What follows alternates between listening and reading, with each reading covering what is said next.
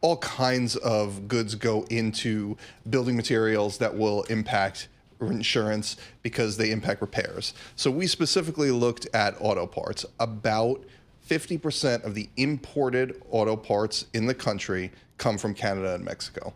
There's also all kinds of interplay between the US and the other two countries where parts go in between, and parts that get put into cars come from the countries. So what will happen is those cars get damaged, the parts cost more to replace, thus the insurance companies will lose more money and they may have to raise premiums.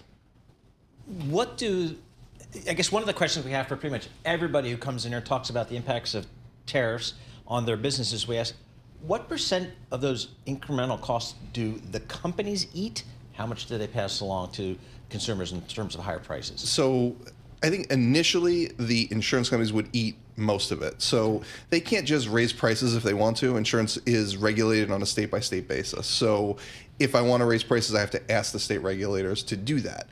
What happened post-COVID was we saw this big spike in auto insurance costs anyway, which led these companies to raise prices a lot.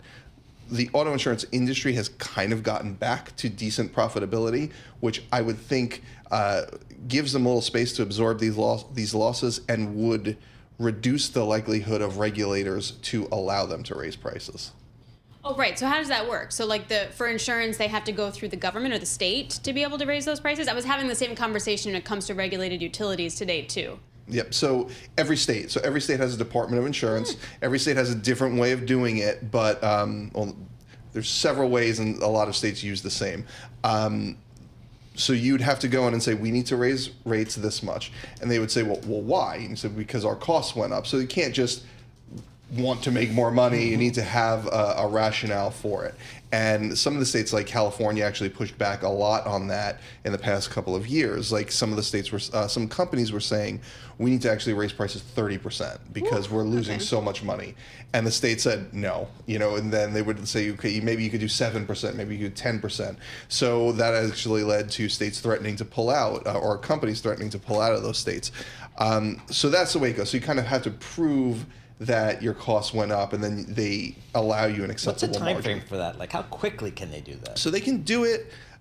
They can file quickly. I think that the process will take. It took a year in California to get the prices, but that was exceptionally long. So it could probably take several months.